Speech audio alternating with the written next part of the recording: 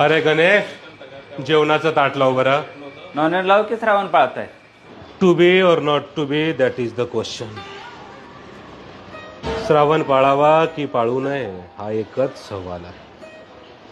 या दुनियेच्या उकिरड्यावर हलकट जिभेचे चोचले पुरवण्यासाठी खात राहावं मटण, चिकन, अंडी, मासे, बोंबील, झिंगे, की फेकून द्यावं हे जिभेच्या चोचल्यांचं लक्तराणी करावं. आपल्या उदात्त संस्कृतीचं पालन करावा. मांसाहार बंद एकाच प्रहारानं, माझा, तुझा, याचा आणि त्याचाही.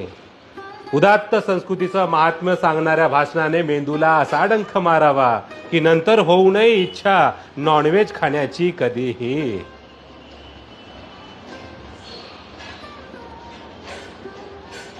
पण असं झणझणीत नॉनव्हेजचं ताट अचानक समोर आलं तर इथेच मेक आहे. समोर आलेलं चिकना मटणाचं ताट दूर करण्याचा धीर होत नाही, म्हणून आपण खात राहतो नॉनव्हेज आपल्या संस्कृतीला अलगद बाजूला सारून. आणि आपली पोटाची खळगी भरण्यासाठी मनाच्या द्विधा परिस्थितीमध्ये उभे राहतो हॉटेल बिंदुसराच्या दाराशी.